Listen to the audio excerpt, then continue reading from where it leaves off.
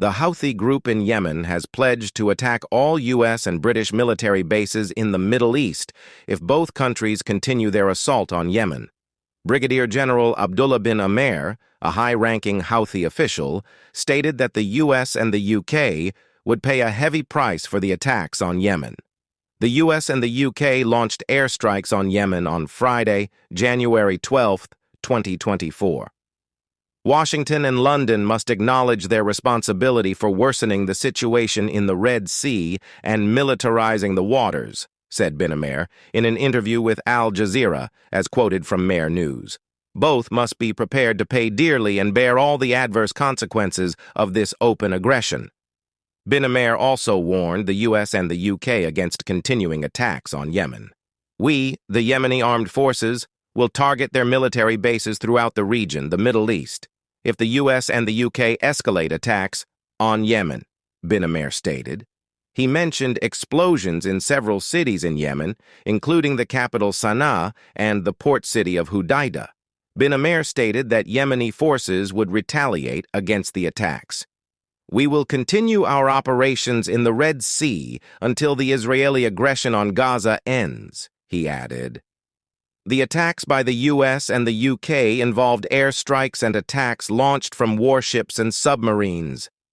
Houthi official Abdul Qadir al-Mortada confirmed the aggression on Yemen through social media, stating, "The American Zionist-British aggression against Yemen launched a series of raids on the capital Sana'a, Hodeidah, Sa'ada, and Damar." The attacks were confirmed by U.S. President Joe Biden, who mentioned that the U.S. and the U.K., with assistance from Australia, Bahrain, Canada, and the Netherlands, conducted the aggression. Biden asserted that he would not hesitate to launch further attacks. The targeted attacks are a clear message that the U.S. and our allies do not tolerate attacks on our personnel or allow aggressive figures to endanger freedom of navigation, said Biden. UK Prime Minister Rishi Sunak stated that the attacks were necessary and justified. Meanwhile, Yemen's deputy foreign minister in the National Salvation Government, Hussein al-Essi, claimed that the U.S. and the U.K. would pay dearly for the attacks. Washington and London must be prepared to pay dearly. Our country is enduring airstrikes, naval warfare, and warship attacks.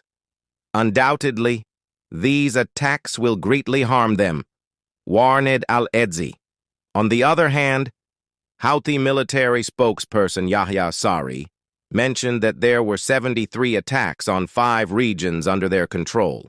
Sari reported 5 people killed and 5 injured, without specifying their identities. The U.S. and the U.K. bear responsibility for the criminal aggression against the Yemeni people, and it will be retaliated and punished, warned Sari. Mohammed Abdul Salam, head of the Houthi negotiation team, claimed that the U.S. and the U.K. had acted foolishly with their aggression. They are foolish if they think they will prevent Yemen from assisting Palestine and Gaza, said Abdul Salam. He stated that they would continue to target Israeli ships and vessels heading to ports occupied by Israel. Yemeni media outlet Al-Masirah reported that the U.S. and U.K. attacks targeted Al-Dailami Air Base, north of the capital Sana'a. These attacks mark the first on Yemeni territory since 2016 and the first military intervention by the U.S. since the Houthi attacks on Israeli ships after the Hamas-Israel war erupted.